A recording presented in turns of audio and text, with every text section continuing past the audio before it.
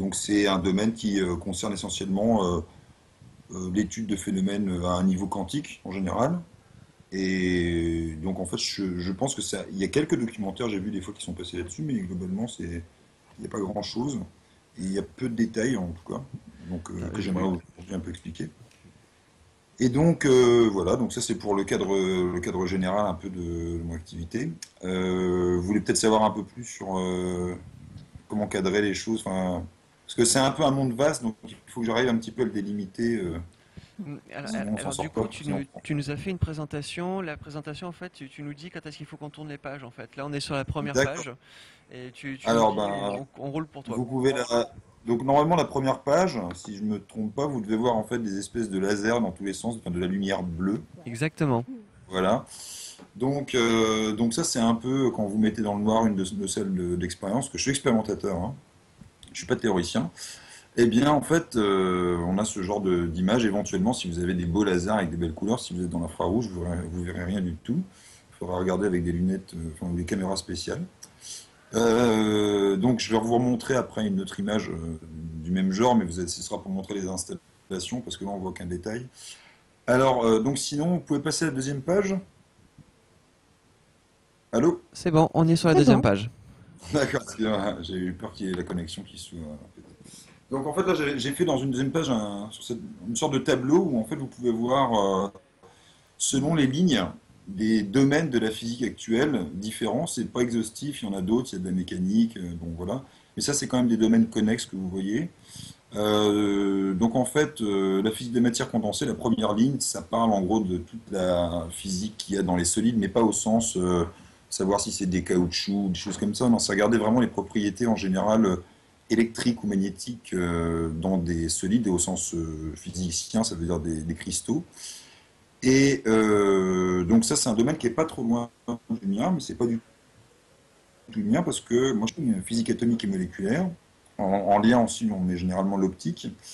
Et les deux autres que vous voyez, physique des particules et astrophysique, je ne les présente pas parce qu'en général, on connaît à peu près de quoi ça parle, hein, par le nom. Alors la différence peut-être entre physique des particules et physique atomique et moléculaire, c'est que physique des particules, c'est vraiment les constituants de ce que nous, on regarde un petit peu de loin. Genre par exemple, les constituants des neutrons, des protons qui sont dans le noyau. Voilà, nous on considère que tout ça, c'est quelque part un peu dessus, et enfin qu'on connaît d'une certaine manière, et que ce qui reste vraiment à regarder, c'est explorer euh, la matière dans enfin, disons la physique quantique dans son essence telle qu'elle a été formulée au début du XXe siècle.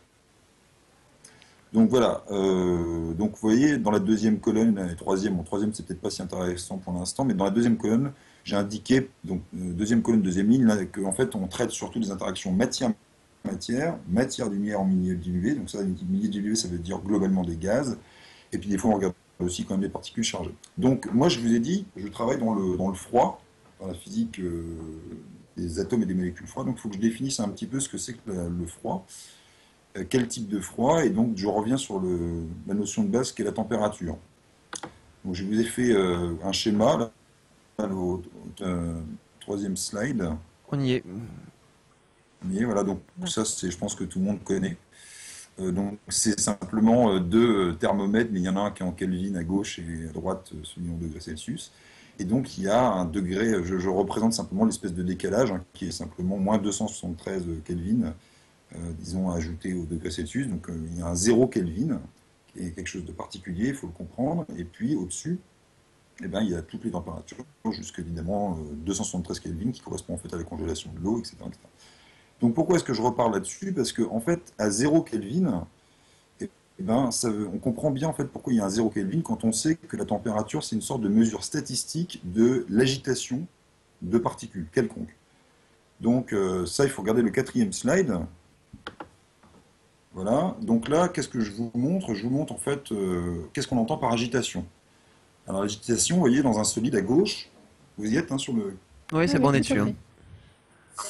Eh bien, en fait, ça représente voilà, une sorte de maille cristalline. Et dans ce cas-là, les vibrations des atomes, les vibrations collectives, bah, c'est déjà une sorte de forme d'agitation. Et ça représente, en fait, c'est un des éléments qu'on va utiliser pour caractériser la température.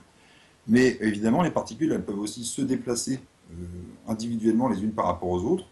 Donc ça, dans les gaz et liquides, il y a plus de, disons, de possibilités de mouvement. Donc les particules peuvent déjà se déplacer, hein, les translations. Donc en gros, la vitesse qu'elles ont, ça constitue la température aussi. En gros, on fait une mesure de l'énergie cinétique qu'on appelle désordonnée. Mais il y a aussi la vibration, hein. Par exemple, si vous avez des molécules qui sont faites donc de deux atomes, par exemple, bah, elles sont comme reliées par une sorte d'élastique, hein. Les atomes sont reliés comme par un élastique, et ça peut vibrer. Ça fait partie de l'agitation, la rotation aussi, etc. Donc en bas à droite, ce que vous voyez, c'est une distribution de vitesse, parce que c'est la température, exactement, c'est la largeur, on va dire, à peu près à mi-hauteur de cette distribution que vous voyez, élevée au carré. Et ça, c'est directement proportionnel à la température. Et donc, si vous avez une vitesse, si vous avez une distribution en fait qui tend vers zéro, avec une largeur qui tend vers zéro, eh bien, vous tendez vers le zéro Kelvin. Voilà. Alors, on tend parce que c'est en fait un peu difficile d'aller vraiment très bas en température, parce que quand on est très très bas, il ne s'agit plus d'avoir des petites boules, hein, que seraient les atomes ou les molécules qui finiraient par arrêter complètement de bouger ou de vibrer ou de tourner. Mais en fait, si on descend encore beaucoup, on arrive dans un domaine quantique où finalement, il commence à y avoir des problèmes même dans les définitions de vitesse des particules. Donc là, il faut passer au cinquième slide. C'est bon. Je sais pas, parce que moi, c'est bon, parce que je n'arrive pas à voir moi le flux de retour. Ah, Donc, il faut aller sur le site de Hedbang. bah, je suis dessus, Ouais. Tu es mais dessus? je vois que le dinosaure. Je ne vois que le dinosaure. J'arrive Alors, pas à voir le Le retour. dinosaure? Bon, mais c'est pas très grave. est-ce que Bah oui, Miguel, tu as un conseil? Parce qu'en fait, il est sur le site de Hedbang, il n'arrive pas à voir le flux.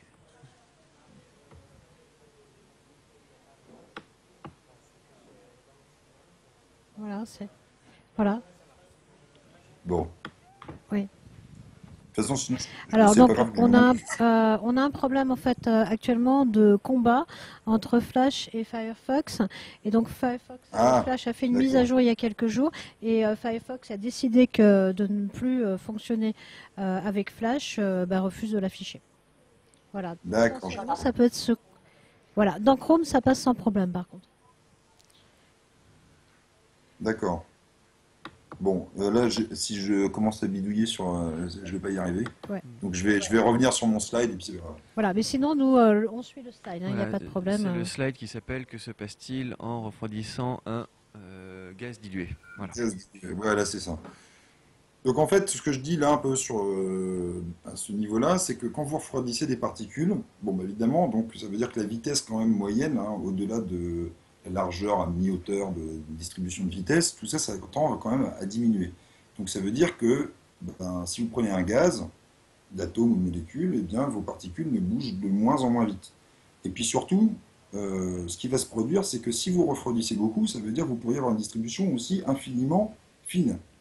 Mais si vous faites ça, vous vous heurtez en fait au principe d'indétermination d'Heisenberg, qui dit que les vitesses et les positions et toutes les grandeurs d'ailleurs physiques ne sont pas mesurables à une précision infinie. C'est-à-dire qu'au bout d'un moment, il y a comme une sorte d'indétermination fondamentale qui fait que vous ne pouvez pas regarder une vitesse en disant c'est exactement 1 mètre par seconde. Dans le fond, elle fait avec une certaine probabilité 1 mètre par seconde, plus ou moins quelque chose.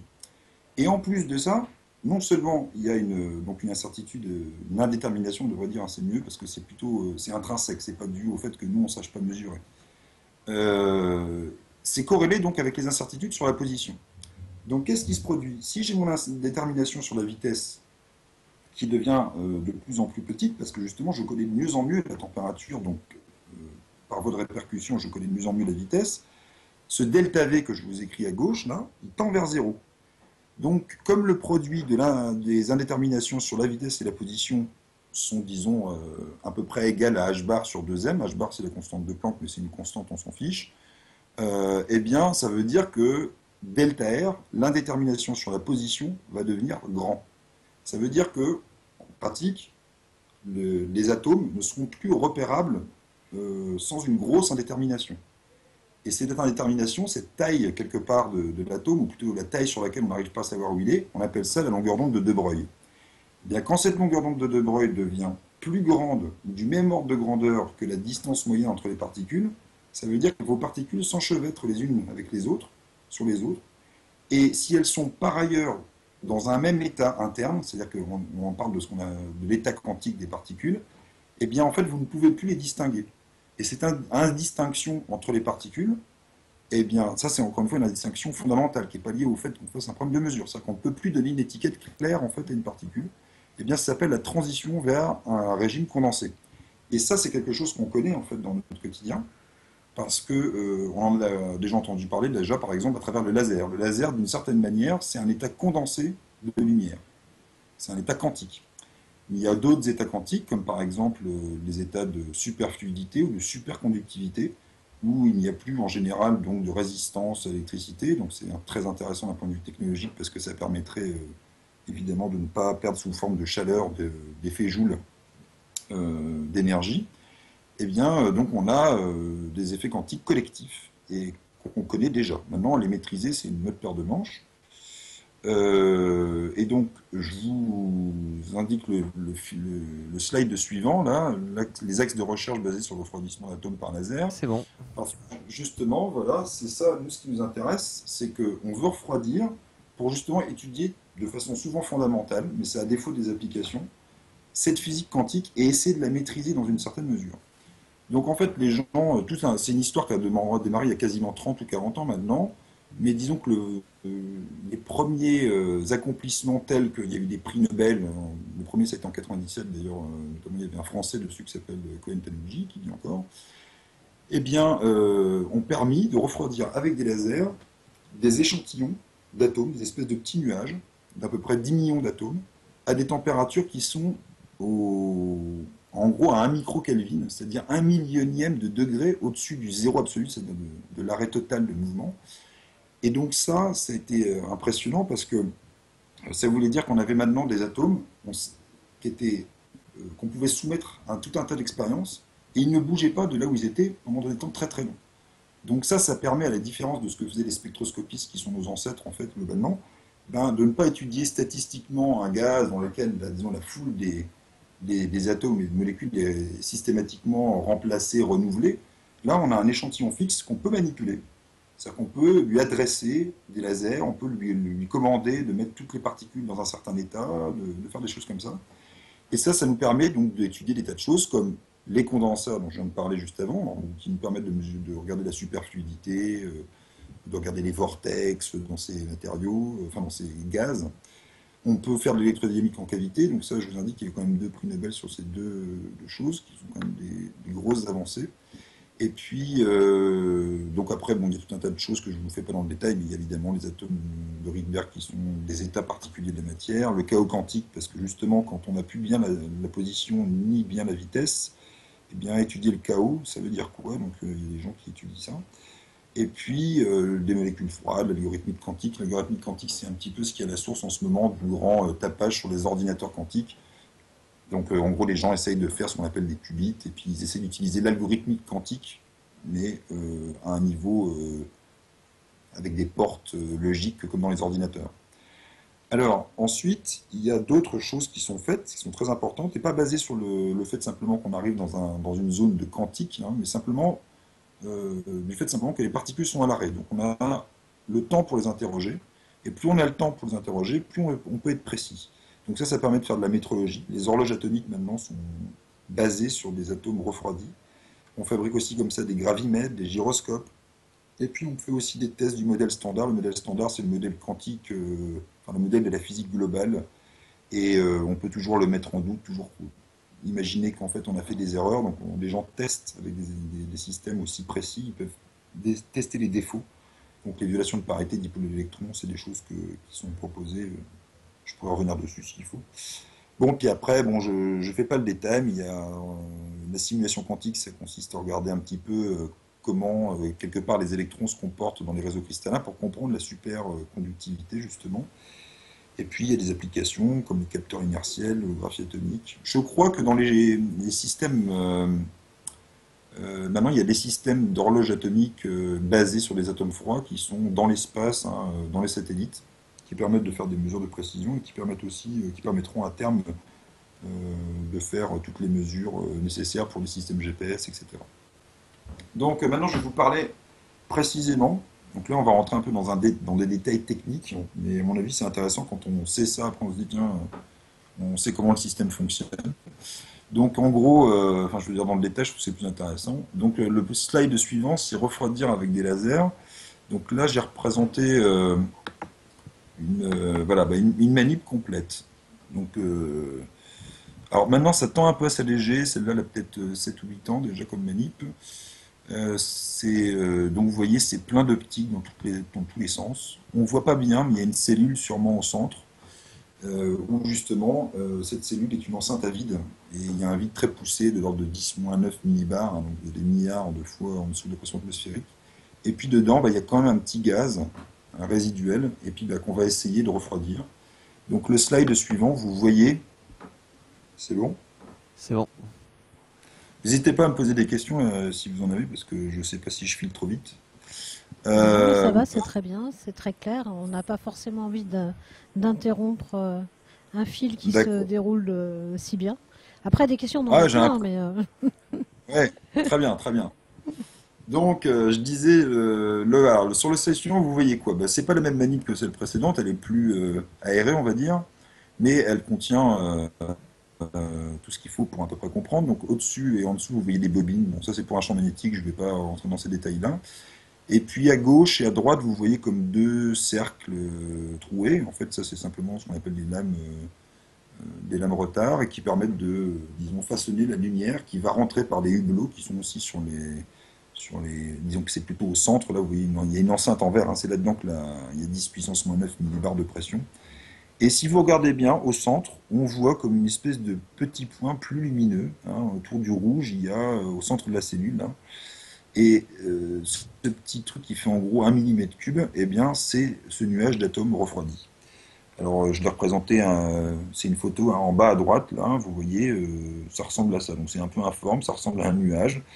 Mais évidemment, pour obtenir ce nuage qui fait donc quelques microkelvins, hein, sûrement, là, il fait sûrement une centaine de microkelvins. Enfin bon, euh, eh bien, il faut agencer des lasers de façon correcte. Il faut bien comprendre ce qu'on fait.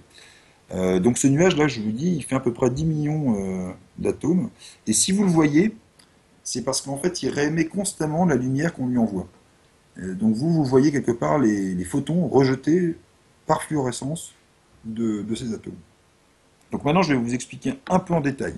Donc c'est bon, mais vous êtes prêts? C'est bon. Je J'ai pas mis de maths, mais disons qu'il pourrait y avoir, vous pouvez avoir peut-être des questions, parce que j'ai peut-être considéré qu'il y avait des choses simples et ça ne l'était pas. Donc en fait, il faut repartir d'une base en quantique, hein, c'est ce qu'on appelle en fait un état.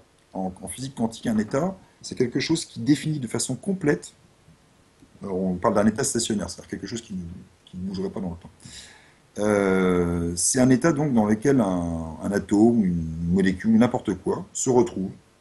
Et dedans, en fait, dans l'état, vous avez généralement tout un tas de nombres quantiques. Les nombres quantiques, c'est simplement des nombres qui caractérisent ces états. Par exemple, il peut y avoir la vitesse, il peut y avoir la position, il peut y avoir aussi ce qu'on appelle le spin, c'est-à-dire de quelle façon tournent en gros les particules sur elles-mêmes. Vous pouvez avoir aussi ce qu'on appelle le moment cinétique, ça c'est de quelle façon tournent les électrons par exemple autour du noyau.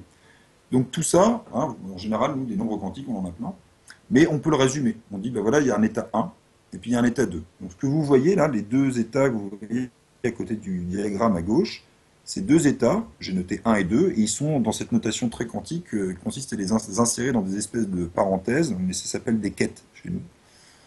Parce qu'en fait, ça vient du terme bracket en anglais, et il y a un bras et un quête. On a divisé le mot en deux. Voilà. Donc c'est des trucs un peu drôles de chez nous. Donc il se trouve que parmi, euh, en général, disons, les propriétés, les états, les nombres quantiques, il y a l'énergie. L'énergie, ça veut dire, en général, de quelle façon, par exemple, l'électron disons, attaché à... Quelle énergie attache l'électron à son noyau. Donc l'état 1, par exemple, ici, il est d'une énergie plus basse, c'est-à-dire qu'il est plus attaché que l'état 2, qui est plus élevé. Donc quand vous avez deux états comme ça, en fait, ça n'existe pas dans la nature. La plupart du temps, vous avez plein d'états. Mais on peut, des fois, isoler deux états. Donc il y a un certain nombre d'atomes, ce qu'on appelle les alcalins, la première colonne, sur lesquels on est toujours capable de dire, bah, tiens, ces deux états, on peut les coupler, c'est-à-dire les faire se parler. Et comment on fait pour les faire se parler? Eh bien, on peut envoyer de la lumière. Parce que la lumière, dans le fond, c'est de l'énergie un peu pure. électromagnétique, et puis qui va vous permettre de transférer un atome qui serait dans l'état 1, donc l'état du bas, vers l'état 2. Mais qu'est-ce qu'il faut pour ça? Il y a quand même des conditions. Il faut que la fréquence du laser corresponde à la fréquence de résonance de l'atome. Et cette fréquence de résonance, elle est simplement due à la différence, elle est complètement proportionnelle à la différence d'énergie qu'il y a entre les deux états. Vous pouvez très bien envoyer un laser qui n'est pas, comme on dit, accordé avec la résonance atomique, c'est-à-dire que sa fréquence est différente de la fréquence atomique, et dans ce cas-là, ben, vous n'allez pas réellement passer, ou il y a très peu de chances que vous fassiez une transition dans l'état 2. Donc quand vous êtes dans un état 1, en général, vous y restez, parce que c'est un état plus fondamental. Quand vous êtes dans un état 2, il est très probable qu'en un temps très court, qui est en général de l'ordre de la centaine de nanosecondes, vous retombiez, vous repassiez dans l'état 1 en réémettant un photon que vous aviez préalablement absorbé. Donc je ne sais pas si ça c'est clair. Si, c'est très clair. Voilà. On imagine le petit vaisseau comme ça qui génère son énergie, pouf, il va dans le... Ouais, voilà. Il faut imaginer en fait que, moi je l'imagine souvent comme ça, que c'est que l'état décrit une sorte d'électron qui tournerait d'une certaine manière, et puis au bout d'un pouf, il se retrouve à tourner d'une autre manière, mais de façon complètement différente. Voilà. Et donc c'est ça, les deux états, ça peut être ça. Alors on peut passer au slide suivant, où je vais vous expliquer justement comment on fait pour agir sur les atomes avec de la lumière, mais d'un point de vue, pas maintenant des états internes, mais des états externes. D'accord ? Donc là j'ai fait un slide, vous l'avez, le suivant, où il y a 4 panneaux. Ouais, c'est ça, avec T0, T1, T2 et ordre de grandeur. Voilà. Alors, donc en fait, je vous décris là une séquence qu'on va répéter dans l'interaction entre la lumière des lasers, et les particules. Alors là, on va dire que c'est des atomes, qui ont à la base une certaine vitesse, parce que justement, elle serait à température ambiante, et qu'on va vouloir refroidir. Donc ce que je représente, là, à chaque fois, c'est la boule, ça représente évidemment l'atome. La flèche, c'est la vitesse. Et puis, vous voyez à chaque fois la partie ondulée, là. Les parties ondulées sont en gros des photons de lumière. Donc j'ai représenté le photon comme quelque chose d'oscillant, on peut faire d'autres représentations si on veut. Donc j'imagine que là, je suis à résonance. C'est-à-dire que je peux changer d'état en envoyant de la lumière, parce que ce photon, il va être absorbé, cette énergie sera absorbée, et donc je change d'état. Donc au début, j'ai une vitesse T0, là, maintenant, l'instant T0, c'est le panneau à gauche. Il n'y a pas encore eu l'interaction. Je passe à T1, et dans ce cas-là, eh bien, l'atome va absorber le photon, il va donc changer d'état, c'est pour ça que je l'ai représenté en rouge, et il va aussi changer de vitesse. C'est-à-dire qu'il va prendre la vitesse initiale qu'il avait, en T0, moins une vitesse qu'on appelle une vitesse de recul. En fait, ce phénomène-là est lié à ce qu'on appelle la conservation de la quantité de mouvement qu'on ressent tous les jours, qu'on ressent si on fait par exemple du tir, ou bien quand on voit un canon qui tire un obus, il y a un recul, et bien c'est exactement le même type. C'est le même type de recul, sauf qu'il y a quand même une petite distinction qui est là, encore une fois, assez troublante. C'est que quand vous envoyez un projectile avec un canon, ce recul, il est aussi lié, non seulement à la vitesse, mais il est aussi lié à la masse de l'obus que vous envoyez. Or, en fait, un photon, ça n'a pas de masse. Ça n'a pas de masse, mais ça a quand même une quantité de mouvement intrinsèque, qui ne dépend donc pas de la masse. C'est donc une propriété particulière des photons. Donc, il y a quand même ce recul au final. Évidemment, vous êtes dans l'état excité, comme j'ai dit tout à l'heure, vous allez retomber assez rapidement dans l'état initial, plus fondamental, en réémettant le photon. Mais ce photon, par contre, il n'a aucune nécessité à provenir de l'avant, comme j'avais présenté le photon incident. Là, il peut être émis dans toutes les directions. Donc là, j'ai mis une direction, mais en fait, il peut être émis dans une autre direction. C'est pour ça que je vous ai représenté la vitesse en T2 moyenne. C'est pour ça qu'il y a une barre au-dessus du V. C'est pour dire que cette vitesse moyenne, dans le fond, elle va être égale à V, la vitesse au temps T1. C'est-à-dire que vous n'allez pas de nouveau réaccélérer parce que vous avez perdu une impulsion. Vous allez en moyenne perdre une vitesse de recul. Et bien si vous faites ça avec des particules qui à la base, comme dans l'air, font typiquement 50 mètres par seconde, vous faites absorber 50 000 photons, sachant que la vitesse de recul c'est 1 mm par seconde, et bien vous arrivez à la vitesse nulle. Donc on voit bien, hein, là ça se comprendrait bien dans ce système-là, si vous aviez des particules dans un jet, ça serait très facile de les décélérer en envoyant de la lumière, les 50 000 photons, il y a bien plus que ça dans un laser, et vous allez progressivement donc ralentir votre jet. C'était les premières expériences sur l'action frigorifique, comme on disait à l'époque de la lumière, ça consistait à ralentir des jets. Alors, je vous ai donné une image et j'ai fait le petit calcul tout à l'heure pour pas dire de bêtises. J'ai considéré des balles de tennis de 58,5 grammes.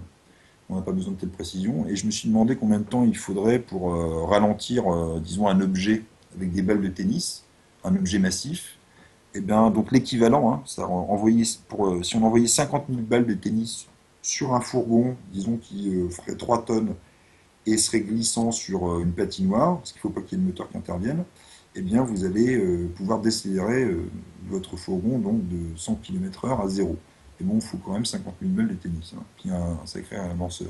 Oui, ça donne Bon, des images comme ça pour la sécurité routière. Il y a toujours un canon à balles de tennis à portée de la main. ouais, ouais, voilà. Faut, disons, pas mal de faut une armada en fait de balles de tennis. Voilà. Mais c'est Alors, très clair. donc, je vais terminer parce que là, il manque un petit détail. C'est que je vous ai fait un ralentissement, mais je ne vous ai pas fait un refroidissement sans strict. Donc, je me suis permis d'exagérer. Donc, ça, c'est le dernier slide que je vous présente, le 11. Donc, vous voyez, le truc, c'est que si je suis toujours à résonance, eh bien, au début, je vais ralentir, puis finalement, progressivement, on imagine bien que les photons qui venaient d'une certaine direction d'un laser vont finir par inverser la vitesse, et hop, la vitesse de l'atome va commencer à filer dans l'autre sens. Donc, pour éviter ça, les gens, en fait, ce qu'ils font, c'est qu'ils amènent 3 paires de lasers, et les 3 paires sont chacune contre-propageantes, mais pour chacune des directions de l'espace. Donc, si vous regardez dans le référentiel du laboratoire pour au moins une dimension, je représente toujours mon atome là, comme vous le voyez au centre, avec 2 faisceaux lumineux, un qui vient de la gauche, un qui vient de la droite. Et on fait quelque chose de particulier, c'est qu'on va prendre des lasers qui vont être désaccordés, comme on dit, vers le rouge, c'est-à-dire qu'ils vont avoir une fréquence légèrement inférieure à la fréquence atomique. Pourquoi? Parce que dans ce cas-là, si vous vous placez dans le référentiel de l'atome, du fait de ce qu'on appelle l'effet Doppler, qui est l'effet pimpon, c'est-à-dire l'effet quand vous entendez une sirène qui passe devant vous, elle passe du grave à l'aigu, puis enfin de l'aigu pardon au grave. Et ben ça existe aussi pour la lumière parce que c'est une onde et c'est un phénomène ondulatoire, cet effet qu'on appelle l'effet Doppler. Et donc dans le référentiel de l'atome, eh bien il y a une onde qui va se déplacer à la fréquence du laser, qu'il va voir de cette manière-là, plus un petit supplément qui est dépendant de la vitesse justement de la particule. Et donc en fait, ce laser qui est incident, qui vient de la droite là, eh bien lui peut d'un seul coup être à résonance atomique. Et dans ce cas-là, absorber le photon. Tandis que le photon qui vient de derrière, lui, il est encore plus désaccordé, et donc il est encore moins susceptible de fournir un photon, de fabriquer une absorption. Donc ça permet, si vous voulez, de faire une force qui va dépendre de la vitesse et de la direction dans laquelle se déplace la particule, si bien que vous avez ce qu'on appelle une sorte de force de friction avec une force de rappel. C'est-à-dire que si vous vous écartez de V égale 0, eh bien, les lasers commencent à agir et à faire des absorptions. Donc voilà. Donc ça, là, je crois que j'ai à peu près raconté la base du refroidissement qu'on appelle Doppler, donc de fait. Et c'est ça qui permet donc d'atteindre ces températures très basses. Voilà. Là, J'ai un peu... je sais pas si j'étais trop long. bah, non, pas trop long, très clair. Du coup, on va pouvoir se permettre de poser quelques questions parce que ce qui est aussi intéressant, c'est d'abord d'imaginer l'axe de recherche, c'est-à-dire qu'il y a, je pense, la compréhension euh, de la physique, de la science fondamentale, mais j'imagine aussi que vous travaillez sur des applications que vous pouvez envisager, en tout cas qui découlent de ce travail de recherche. Et puis, il y a la partie marrante aussi, qui est la partie, et alors la science-fiction, qu'est-ce qu'elle nous dit? Est-ce qu'elle va ramener des extraterrestres? Est-ce qu'elle va nous permettre de trouver des petits vaisseaux qui vont très vite ailleurs? Enfin, voilà, c'est toujours ce genre de questions que la science fondamentale éveille dans l'esprit des gens, puisqu'on est vraiment Ouais. dans les bases de l'univers, c'est vraiment vertigineux. Enfin, moi, je sais qu'au travers des diapos, à chaque fois, il y a 1000 questions qui me venaient en tête. Comment ça, un photon a donc une action? Mais c'est pas possible, mais si. Ouais. Et ouais, donc déjà peut-être sur simplement donc la question des applications, Ouais. etc. C'est ça? Oui, oui, c'est ça. Ah, C'est ouais. un premier Alors volet. ça, c'est vrai que il y a quand même une certaine, ouais, c'est le premier volet. Il y a quand même un certain détachement, au sens où, de toute façon, au bout d'un moment, l'action de la recherche, c'est quelque chose qui se prend dans le quotidien. Donc, on a un thème de recherche, finalement, on a un peu le nez dans le guidon, bien souvent. Mais là, je vous fais une présentation où, finalement, je vous donne une vision un peu globale. Mais donc, on n'a pas, nous, au quotidien, cette question qui nous revient tout le temps en tête de ah, mais donc c'est ça la globalité de ce qu'on fait, ah, c'est ça l'intérêt, etc. Bon. C'est vrai qu'on n'y pense pas forcément. Ceci dit, il y a de plus en plus de gens qui réfléchissent. Et puis, de toute façon, il y a toujours eu pas mal de chercheurs, notamment pas forcément seulement dans l'industrie, où il y a des transfuges, hein, des gens qui sont à la base dans la recherche fondamentale et qui passent dans la recherche appliquée, et qui ont des bonnes idées, voilà, comme ça. Alors par exemple, dans ce domaine, j'ai un peu parlé des applications tout à l'heure, il y a effectivement moi, par exemple, dans mon groupe, il y a des gens qui s'intéressent à refroidir des particules pour ensuite fabriquer des jets de particules chargées. Et ces jets de particules chargées, en fait, ça peut être très intéressant pour faire ce qu'on appelle de l'holographie, c'est-à-dire de la nanodéposition sur des structures. Et ça intéresse en général tout le secteur informatique. Il y a aussi les microscopes électroniques, hein, tout ce qui est justement toute la technologie en fait de la microscopie avec des électrons demande d'avoir des sources qui sont très collimatées, donc ça veut dire très froides, et qui permettent, et donc le froid par exemple, là, une application directe aussi, c'est d'améliorer les résolutions des microscopes. Donc, et les gens qui pensent à ça, je pense que 5 ans avant, ils n'y pensaient pas forcément. Donc c'est un petit peu aléatoire tout ça, hein. Il y a pas vraiment de... C'est un peu difficile dans la physique fondamentale de faire le pont, il vient un peu comme il vient, on va dire. Ça dépend des personnalités. Ça Et serait pas voilà. fondamental si le champ des questions était tellement vaste avant d'obtenir une réponse précise. Ouais, ouais, ouais, ouais. Ah, c'est sûr. Ouais. Mais non, mais en plus, quelque part, c'est salutaire. Parce que si on n'a pas vraiment ce rapport un peu détaché, et qu'on pense sans arrêt à qu'est-ce que ça pourrait nous donner comme application, ben évidemment, on devient un peu tributaire de ça. Donc c'est quand même un problème. D'ailleurs, dans les systèmes de financement actuels, il y a quand même très souvent, puisque maintenant c'est des financements qu'on appelle sur projet, il faut un petit peu, on nous demande très souvent, mais quelles applications, etc. Bon, alors, souvent les gens ils pipotent, hein, c'est ça qui se passe, c'est-à-dire que ils disent ben, le truc que tout le monde dit. Par exemple, les ordinateurs quantiques, c'est vraiment un argument de vente qui commence d'ailleurs à ne plus vraiment fonctionner tellement ça fait longtemps qu'on commence à l'utiliser. Mais bon, ça c'est une histoire de financement, c'est encore notre problème. Oui, enfin, Euh, en fait, ça éveille aussi ton secteur de recherche, c'est aussi, ainsi qu'on en avait parlé, c'est aussi le domaine de quelques grands noms qui font rêver dans l'histoire de la science. hmm, Et qui sont, je dirais, presque des histoires quasi romantiques, dans le sens où ouais, l'image du chercheur magnifiée, etc., où on entre dans des périodes comme ça, les années 40, 50, enfin, euh, et qu'en est-il de ce rapport entre, finalement, c'est de la recherche fondamentale, c'est-à-dire qui consiste à émettre une hypothèse qui peut s'avérer complètement farfelue ou nulle, ou au contraire changer totalement le courant de l'histoire, parce que quand même c'est une matière qui amène à ça. ouais. Actuellement, quel est le rapport justement de notre entre guillemets société et cette recherche fondamentale? Alors ça, c'est vrai que entre et la réalité et puis ce qui se passe, c'est-à-dire, enfin ce qu'on en entend, c'est vrai que la recherche, ça passe souvent pour les gens qui n'en ont jamais fait. Et je me souviens d'avoir eu moi-même cette image-là, comme un monde effectivement où on est là, complètement exalté à l'idée qu'éventuellement on changerait les choses, etc. Sauf qu'en fait, je pense disons que c'est vrai pour un certain nombre de gens, mais qui sont un peu des espèces effectivement d'élus du domaine. Il y a beaucoup de gens qui sont dans le fond, dont éventuellement je peux faire partie, c'est pas le problème, qui peuvent être comme des chevilles ouvrières en fait de cette machine. Alors je pense qu'il y a toujours eu plus ou moins ça. C'est-à-dire qu'il y a toujours eu des tas de gens qui travaillaient. Bon, bon.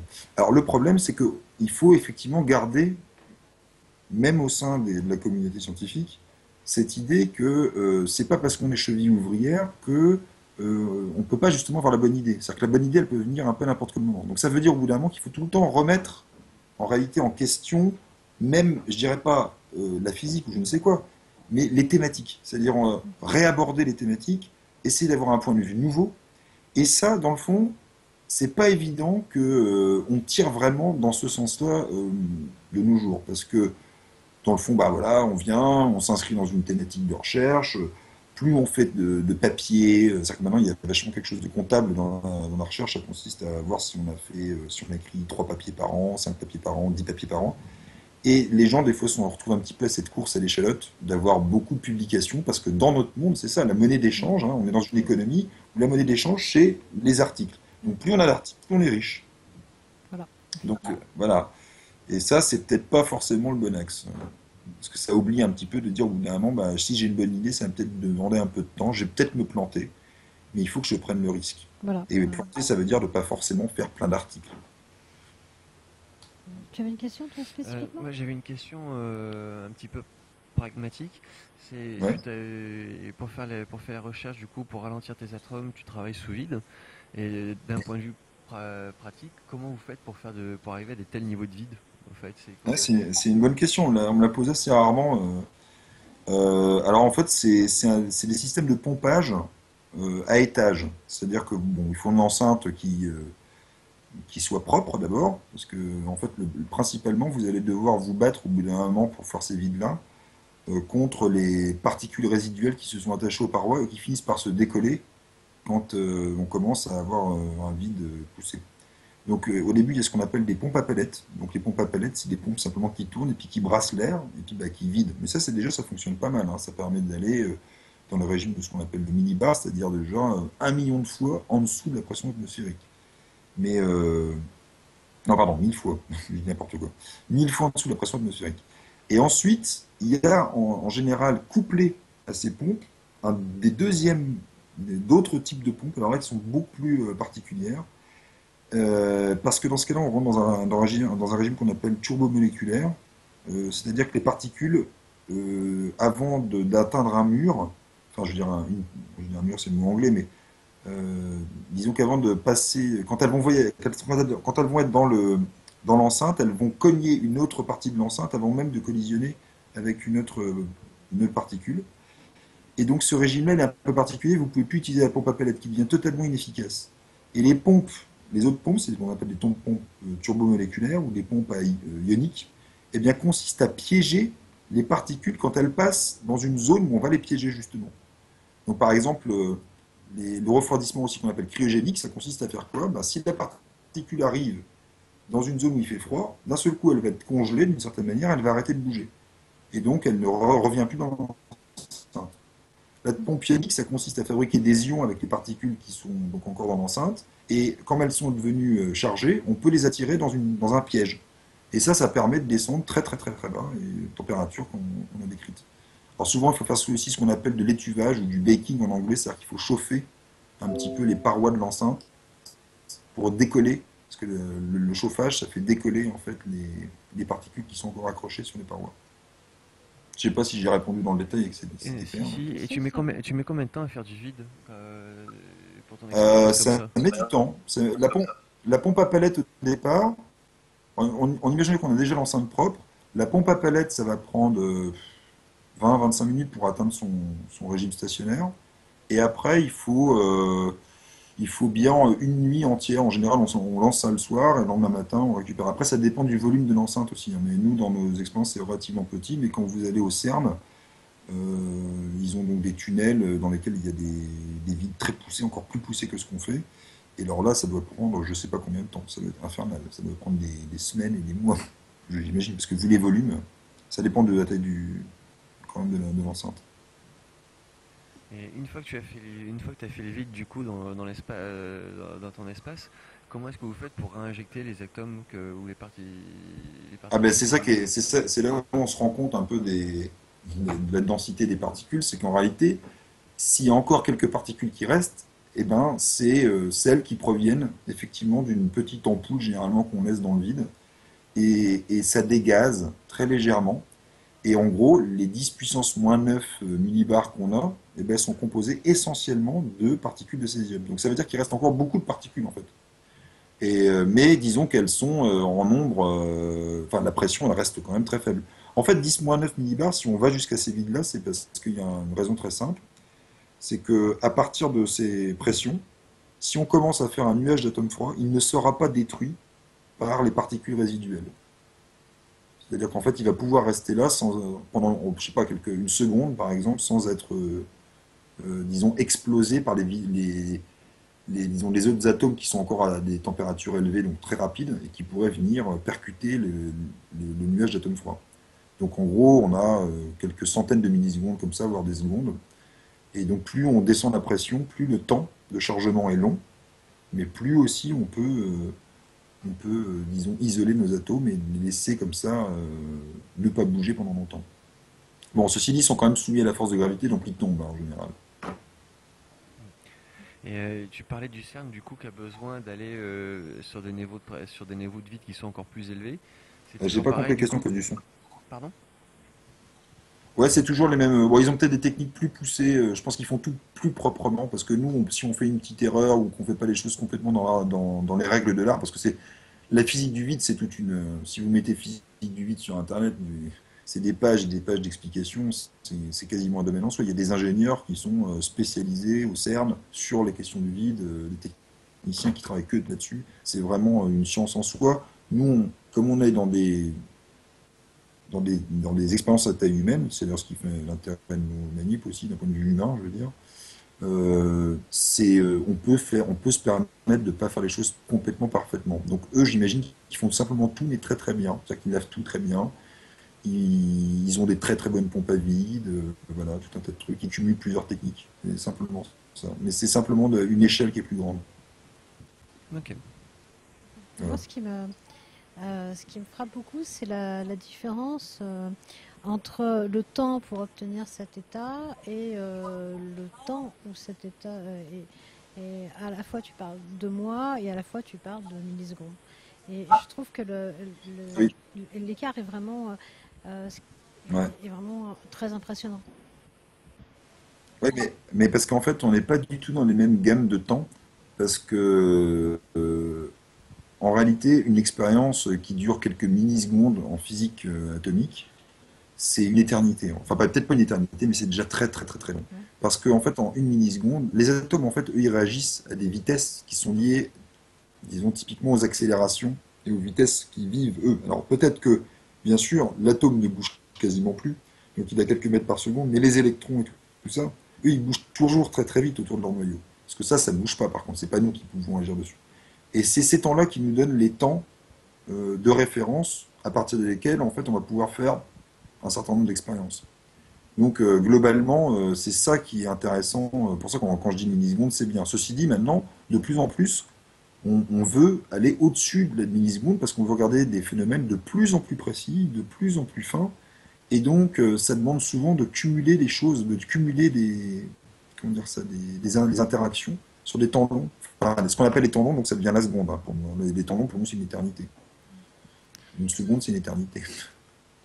Et justement, on avait parlé de supraconducteurs. Ouais.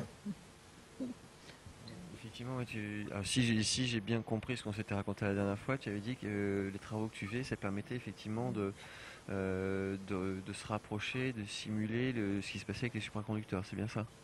Ah oui, alors oui, ben ça fait partie du côté vorace du monde des atomes froids, c'est que comme c'est une physique, disons, où on est très isolé du monde extérieur, c'est-à-dire que finalement, vous avez vos atomes qui sont froids, qui sont dans une enceinte, autour il y a du vide, hein, entre les atomes et l'enceinte, et bien de fait, vous avez très peu des phénomènes de décohérence. Alors la décohérence, c'est ce qui fait que normalement on passe d'un monde classique, c'est-à-dire comme nous, la physique newtonienne, etc., au monde quantique.